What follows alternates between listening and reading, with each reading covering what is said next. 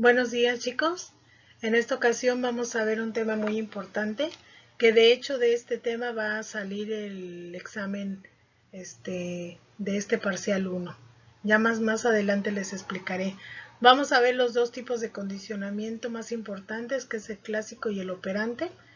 Y bueno, seguimos, chicos. La clase 8, que se llama procesos cognitivos superiores, estamos considerando a uno de ellos, que es el aprendizaje. Aquí nos habla de que el aprendizaje es el proceso psicológico por medio del cual se generan cambios relativamente permanentes en la conducta o en el potencial de conducta del individuo a causa de la experiencia. Entonces, a través de la experiencia que vamos teniendo en la vida, nosotros vamos aprendiendo infinidad de cosas. ¿Por qué nos dice que es relativamente permanente? Porque se puede olvidar. Algo que se aprende y no se practica, se olvida. Por eso dice que es relativamente permanente. Bueno, vamos a ver el primero de ellos, que es el condicionamiento clásico. Nos habla que es un proceso de aprendizaje mediante el cual un organismo establece una asociación entre un estímulo condicionado, así se le va a nombrar EC, y un estímulo incondicionado EI, siendo el EC capaz de provocar una respuesta condicionada, que es la RC. También se le conoce como condicionamiento pavloviano, porque Pavlov fue el que lo hizo este experimento. Bueno, aquí vamos a describir rápidamente en qué consiste este experimento. Pablo, que era un fisiólogo, nos habla, estas son fechas de nacimiento y muerte, en papel de la salivación en la digestión. En eso consistía su experimento, en saber por qué el perro salivaba. El experimento consiste en implantar quirúrgicamente microtubos en los cachetes de sus perros con la finalidad de medir el volumen de saliva producida cuando la carne era colocada en sus hocicos. Entonces primero los seccionaba, ¿verdad? De aquí de sus cachetes les ponía unos tubos para poder entonces medir la cantidad de saliva que ellos segregaban. Si al perro se le muestra el pedazo de carne de manera natural, salivará. Es una respuesta incondicionada, es decir, no necesita ninguna condición para que entonces la carne produzca salivación en el perro. A cualquier perro que le mostremos un pedazo de carne, va a salivar. Por eso se le llama respuesta incondicionada. Después de un tiempo, los perros eran condicionados, mostrándoles al mismo tiempo el pedazo de carne y el sonido de una campana. Se les mostraba el pedazo de carne y se hacía sonar la campana. Se llevaron a cabo varias asociaciones de estos dos elementos hasta que el perro salivaba simplemente al mostrarle el sonido de la campana. ¿Qué ocurrió aquí? Que entonces el perro asoció el sonido de la campana con la carne y al final, al presentarle únicamente el sonido de la campana, el perro salivaba. Lo que sucedió fue que el estímulo incondicionado, que es la carne, al ser mostrado tantas veces junto con el estímulo neutral, al principio era neutral, que es el sonido de la campana, lograba tener la misma reacción de la carne, convirtiéndose en una respuesta condicionada. Es decir, la respuesta que da el perro al sonido de la campana se le llama respuesta condicionada. ¿Por qué? Porque necesita una condición para que se pueda generar.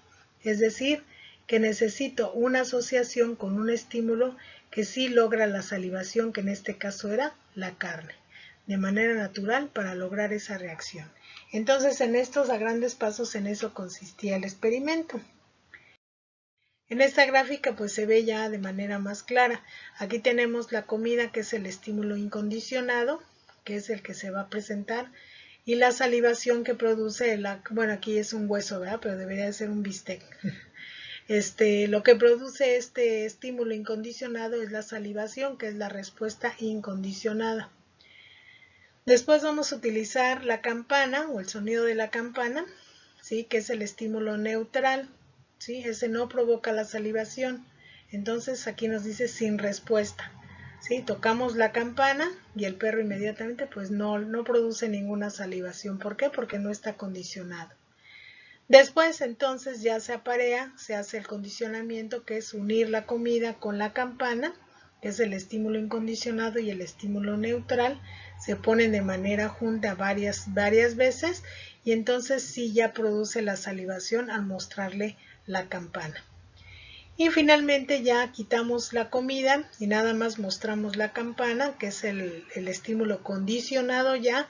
De pasar de ser neutro pasó a ser condicionado y entonces ya al mostrarle la campana al perro, este iba a salivar y su respuesta era una respuesta condicionada. Pavlov concluyó que una respuesta biológicamente determinada, como la salivación, asociada con un estímulo en particular, carne en el hocico, podía ser transferida a un estímulo diferente y generada por él, imagen del asistente con un plato con la carne. Entonces, después de hacer el ejercicio anterior, se dio cuenta Pavlov que se podía generalizar esto a cualquier otro estímulo, como por ejemplo la imagen del asistente con el plato de la carne. Ya el perro iba a empezar a asociar que al aparecer el asistente, pues también iba a empezar a salivar el perro porque lo iba a ir relacionando con la comida. Entonces aquí a grandes pasos aquí nos dice cuáles son esos procesos que acabamos de mencionar. ¿Cuáles son los elementos del condicionamiento clásico? Pues ya los he estado mencionando ahorita. Está un estímulo incondicionado, cualquier estímulo que de manera invariable provoca que un organismo responda de manera específica. En este caso era la carne. El estímulo condicionado, cualquier estímulo originalmente neutral que se asocia con un estímulo incondicionado y que eventualmente produce la misma respuesta que cuando se presenta solo. En este caso el sonido de la campana. La respuesta incondicionada, que es la respuesta que tiene lugar en un organismo siempre que se presenta un estímulo incondicionado. Entonces, la salivación ante la carne. Eso siempre va a pasar. Y por último, la respuesta condicionada, que es RC, una respuesta similar o idéntica a la incondicionada, pero provocada por un estímulo condicionado, que es decir, la campana, ¿no? Salivación ante el sonido de la campana. Pues estos son los elementos que conforman ese condicionamiento clásico. Bien, ahora vamos a ver otra aplicación de este condicionamiento clásico en un experimento que se hizo de manera también real. Y bueno, vamos a ver, dice, este tipo de condicionamiento es importante porque permite entender mucho el funcionamiento de la adquisición de traumas. John Watson, que es el creador del conductismo, publicó en 1920 un ejemplo de condicionamiento clásico llamado caso de Albert, que consistía en provocar miedo en un niño de 11 meses de edad. Entonces vamos a ver en qué consistía este experimento. Dice, al niño se le mostró una rata blanca y se observó que el niño no le tenía miedo. Después, mientras Albert jugaba con la rata, una barra de hierro fue golpeada con un martillo justo detrás de la cabeza del niño, produciendo un ruido estrepitoso. Este ruido provocó susto y llanto en él. Tras 7 asociaciones, Albert mostró una fuerte respuesta al temor cuando la rata era colocada cerca de él, lo que comprobó que había adquirido una conducta que antes no tenía. Esta reacción la generalizó a animales que fueran parecidos a la rata.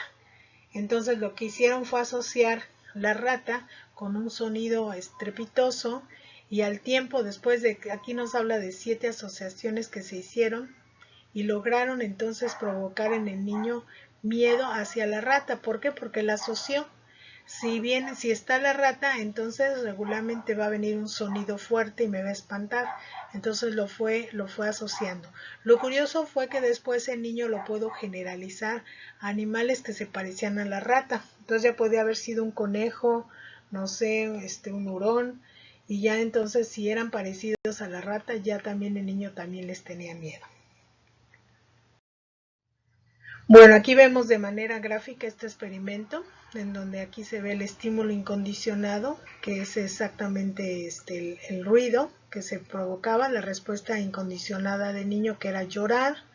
El estímulo neutral era la rata, y el estímulo condicionado pues fue finalmente después la rata y respuesta condicionada el llanto. Entonces asociaron estos dos estímulos y el niño logró al final dar la misma respuesta, que era el llanto. Este experimento fue muy criticado porque realmente el niño tuvo consecuencias después de este suceso y se dice que no hubo una solución a su problema, que de todas maneras hay manera de poder revertir este experimento. Aquí, por ejemplo, nos habla de los pasos para la desensibilización, es decir, para poder romper la asociación de un objeto al cual le tenemos miedo. Entonces, este experimento lo pudieron haber aplicado en el niño para que dejara de tenerle miedo a la rata.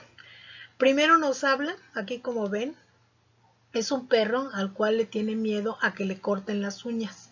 Aquí están las pinzas. Dice, muéstrele el objeto que le asusta antes de comer durante al menos una semana. Así asocia que es el precursor de algo bueno. Entonces le van a enseñar varios objetos, entre ellos las pinzas, que es con la que le cortan las uñas, junto con la comida, para que vaya asociando que, bueno, no son objetos negativos, sino al contrario, que están junto con la comida. Segundo paso, empiece con periodos cortos de exposición seguidos únicamente de cosas buenas. Por ejemplo, no le corte las uñas y dele 3 premios. Entonces era mostrarle el objeto, pero darle premios. En ese momento empezaba a asociar que, bueno, la presencia de las pinzas no era algo que le tuviera que provocar miedo, al contrario, era alimentado con algunos premios, y entonces esto iba a lograr que fuera asociando a las pinzas con algo positivo. Paso 3. Haga de aquello que le asusta un proceso en pasos cortos. Ejemplo, poner el cortaúñas cerca de la uña, tocar la uña, coger la uña con el cortaúñas, cortarla, premiarlo y alabarlo mucho en cada paso. Es decir, entonces ya por asociaciones aproximativas, ¿sí?, vamos a ir logrando que el perro ir acercando las pinzas más al objetivo que nosotros queremos. Entonces aquí nos decía, primero cerca de la uña, después tocando la uña, después ya cortándole la uña. Poco a poco estas aproximaciones para que el perro no se asuste. Cuarto paso, sea paciente, pase al siguiente paso únicamente cuando el perro esté al 100% a gusto. ¿Sí? Entonces ya es directamente ir no con pasos excesivos, sino ya directamente a cortarle las uñas sin mostrarle ningún otro objeto. Dice, si en cualquier momento su perro se muestra asustado o sensible al objeto, retroceda un paso y pase más tiempo en él. Entonces, si llegara a fallar que después de presentarle las pinzas vuelve a presentar una conducta de miedo, se vuelve a estos pasos, ¿verdad?, nuevamente, para que entonces volvamos a reforzar ese aprendizaje. Finalmente, si tiene miedo a varias cosas, trabájelas por separado con una voz alegre, reforzando con muchos premios y siendo paciente. Entonces, de esa manera podemos ir, cada objeto que le tenga, por ejemplo, aquí que no le guste que lo peinen, ¿no? A lo mejor algún tipo de alimento, no sé. Entonces, cualquier objeto que el animal le tenga miedo, que le muestre una conducta aversiva hacia él, podemos manejarlo a través de este proceso. Bueno, vamos a entrar al otro tipo de condicionamiento, que es el condicionamiento operante o instrumental. Se le llama operante porque hay que ejercer una operación, y instrumental porque se utilizan instrumentos. El condicionamiento operante es un tipo de aprendizaje en el cual las conductas son emitidas en presencia de estímulos específicos con la finalidad de obtener recompensas o de evitar un castigo. Entonces es lo que comúnmente nosotros los humanos hacemos, que cuando queremos lograr algo, ¿verdad?, o que nos lo han recompensado con premios, pues es una conducta que vamos a presentar con más tiempo. Y aquí a manera de chiste, pues las ratitas son ratitas las que se utilizan para este experimento, y nos dice que el muchacho dice, claro, lo tengo condicionado, este tipo cada vez que aprieto la palanca me deja caer un trozo de comida. Entonces la ratita piensa que ella es el que tiene condicionado al muchacho que está haciendo el experimento, ¿no? Bueno, aquí vamos a ver un experimento muy interesante que de hecho yo lo hice en la escuela, en el colegio, y muchos del buen equipos se reunieron y llevaron un gato. Entonces, utilizaron una que le llamamos la caja de escape. Y pues fue un poquito difícil porque algunos gatos sí lograron escaparse y y perderse, y entonces fue un problema porque tenían que corretearlo por todo el colegio al gato para poderlo traer nuevamente al experimento. Pero bueno, consiste en esto. Edward Thorndike fue el pionero de este tipo de aprendizaje y uno de sus más célebres experimentos lo llamó la ley del ensayo y error, el cual consiste en lo siguiente. Construyó una caja para poder enseñarle a unos gatos a escapar de esta.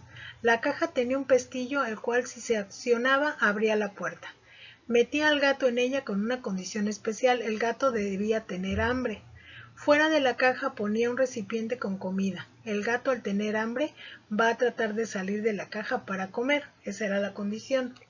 El gato en los primeros intentos o ensayos pegaba por todas partes de la caja para poder salir, y en uno de esos golpes accionó el pestillo y la puerta se abrió. El experimento consiste en volver a meter al gato en la caja para que volviera a intentar salir, practicando los varios episodios de ensayo y error. Por eso se llama así la ley de ensayo y error. Poco a poco iba aprendiendo dónde estaba el pestillo y abría la puerta. En los últimos ensayos, el gato ya había aprendido a abrir la puerta, pues solo consistía en meterlo a la caja y él inmediatamente iba a pegarle al pestillo para poder salir. Concluimos que cualquier conducta que en una situación produce resultados satisfactorios, en el futuro se hará más probable en situaciones semejantes. Este principio es la base del condicionamiento operante. Entonces, pues fue el primer experimento que dio paso a lo que le llamamos, o que a lo mejor ustedes lo han escuchado, que es la caja de Skinner. Esta es la cajita de la que ahorita platicamos, donde está el gato, jala el pestillo, ¿verdad? En este caso es así como una cuerdita, la cual al jalarla pues abre la puerta y el gato sale. Ahora vamos, uno de los, ya el autor del condicionamiento operante precisamente es Skinner, que nos habla: mediante la manipulación experimental y observación de la conducta animal, Skinner esbozó sus primeras teorías acerca del papel que el reforzamiento tiene en la conducta. Es decir, él mencionaba que el reforzar una conducta de manera positiva, ¿sí?, producía que ésta se siguiera generando, creando a partir de esos principios la teoría del condicionamiento operante. Para Skinner, la utilización de los llamados reforzamientos positivos y negativos era vital para modificar la conducta tanto humana como animal, bien para aumentar o potenciar ciertos comportamientos o bien para inhibirlos o eliminarlos. Ustedes saben que este tipo de investigaciones, como fue el caso de Albert, del niño Albert, que lo criticaron mucho por haber utilizado un niño real, en este caso él utiliza palomas y utiliza ratas para poder llevar a cabo este experimento y poderlo trasladar después al ser humano. La teoría del reforzamiento, elaborada por Skinner, también conocido como condicionamiento operante o condicionamiento instrumental, intenta explicar la conducta humana en correspondencia con el medio ambiente a los estímulos que la rodean. Bien, entonces aquí, como vemos, se ve esta caja elaborada, pero esta es para palomas. Y dice: explicando de una manera más sencilla, la teoría del reforzamiento hace hincapié en que una persona tiene más probabilidades de repetir una conducta que es reforzada de manera positiva. Si a nosotros nos dan un premio o nos dan algo positivo, pues entonces vamos a intentar repetir esa conducta para que nos sigan premiando, ¿no? Así como será menos probable que se repita aquellas que estén asociadas a estímulos o refuerzos negativos. Si nosotros merecemos o nos dan un castigo por una conducta que hicimos, pues entonces esa conducta va a desaparecer también, ¿no? No la vamos a volver a hacer porque fuimos castigados. Para explicar este tipo de condicionamiento operante, Skinner construye la caja de Skinner, la cual consiste en lo siguiente. Entonces aquí, como ven, la paloma está dentro de la caja. Aquí hay un sensor que aquí puede picar La paloma acciona de tal forma que se contabilizan los picotazos que ella da, se van registrando y al mismo tiempo hay aquí una como resbaladilla donde al accionar, al picotear, le va a salir el alimento. Entonces esta es la forma en cómo se trabajaba inicialmente con las palomas. Skinner puso en su caja una paloma la cual tenía espacio suficiente como para poder curiosear libremente dentro del artilugio. En la caja se encontraba un pequeño disco que en caso de que el ave lo picoteara obtendría unas pequeñas bolitas de comida, que es lo que les acabo de decir. El animal no descubría el disco a la primera, sino que primero iba picoteando aleatoriamente toda la caja hasta que en algún momento picaba ese disco y acto seguido obtenía la recompensa. Era cuestión de tiempo que el ave picoteara de forma repetida ese disco, viendo que recibía comida y aprendiendo que si lo hacía tendría premio. Para asegurarse de que las palomas picotearan varias veces el disco, Skinner mantuvo a las aves en 3/4 partes de su peso y de esta forma mantenerlas con hambre. De esta forma las palomas siempre querían más comida. En cuestión de muy pocos minutos, los animales se adaptaban al funcionamiento de la caja, picoteando de forma repetida el disco y esperando recibir algún premio cada vez que así lo hacían. Entonces, esta es la explicación de la gráfica que vimos anteriormente. A lo largo del experimento, Skinner registró un número total de veces que las palomas picoteaban el disco, comparándolas en gráficas. Si bien la intención original era que la paloma aprendiera que picoteando iba a conseguir comida, Skinner fue un poco más allá, haciendo que no todos los picotazos fueran recompensados siempre. Es decir, después ya no nada más que la paloma picoteara se le iba a dar comida, sino que ya se le iba a someter a un programa. A veces solo recompensaba cada 10 picotazos y otras veces una vez por minuto. Quería ver cómo cambiando la forma en que se obtenía la recompensa cambiaba también la conducta. El objetivo de estas variaciones de Skinner era estudiar los diferentes comportamientos de la paloma. Lo más llamativo es que el investigador extrapoló los resultados a la conducta humana y en especial con la adicción al juego. Ustedes saben que cuando van las personas a jugar a las maquinitas estas, por ejemplo en Las Vegas, tienen una manera de reforzar a las personas para que éstas sigan jugando y sigan invirtiendo dinero, ¿verdad? Entonces están elaboradas de tal forma que la persona, pues pocas veces hay suerte de que gane y otras veces, la mayoría de las veces, pierde más dinero de lo que gana. Esta es la caja de Skinner, donde se trabajó con ratas. Entonces aquí es una palanquita que también se utilizaba para que ella palanqueara. Y aquí estaba el comedero donde se le proporcionaba la comida según el programa que fuera sometida. Aquí si ven se ve una rejilla de acero. Esta rejilla era electrificada, se conectaba, aquí está el cable. Entonces también a la rata se le enseñaba a que palanqueara aquí a través de una descarga eléctrica. ¿Cómo sucedía? La descarga no la mataba, simplemente se le sometió una descarga, la rata comenzaba a correr y de manera aleatoria chocaba con la palanca, la accionaba y la corriente se quitaba, es decir, se desconectaba la parrilla, perdón. Entonces, ¿qué hacía la rata? Poco a poco iba aprendiendo que cuando se prendía la parrilla, ¿verdad? Entonces bajaba la palanca y se apagaba. De esa manera también le enseñó a tener la respuesta de bajar, pero para evitar un castigo, no para recibir un alimento, sino para evitar un castigo. ¿Qué elementos hay del condicionamiento operante? Bueno, primero el reforzador. El reforzador va a ser cualquier estímulo que siga una conducta y que incrementa la probabilidad de que ésta se repita. ¿Cuáles son algunos estímulos aversivos? Cualquier estímulo que sigue a una conducta y que disminuye la probabilidad de que ésta se repita. Entonces un reforzador negativo podría ser. El reforzamiento positivo es cualquier elemento o evento cuya presencia incrementa la probabilidad de que vuelva a ocurrir determinada respuesta. Proporciona algo agradable. Ejemplo, un punto extra, por ejemplo. ¿Sí? Si ustedes tienen un punto extra en las materias, ese es un reforzamiento positivo. Reforzamiento negativo. Cualquier elemento o evento cuya reducción o terminación incrementa la probabilidad de que vuelva a ocurrir determinada respuesta. Quitar algo desagradable. Ejemplo, la parrilla eléctrica de la caja de esquina. Ese sería un reforzamiento negativo. A la rata, al sentir la corriente eléctrica, lo que aprendió es a bajar la palanca y quitar esa corriente eléctrica. El castigo. Cualquier elemento o evento cuya presencia disminuye la probabilidad de que vuelva a ocurrir determinada respuesta. Ejemplo, dejar sin celular al hijo que no cumplió en la escuela. Ese es un castigo. Moldeamiento. Es el reforzamiento que se da a los avances progresivos que se hacen para llegar a la conducta deseada. ¿Se acuerdan del ejemplo que les expliqué del perro que le cortaban las uñas? Bueno, ya ven que poco a poco se iba acercando. Primero acercarlo a la uña, después tocar la uña, después ya cortarle la uña.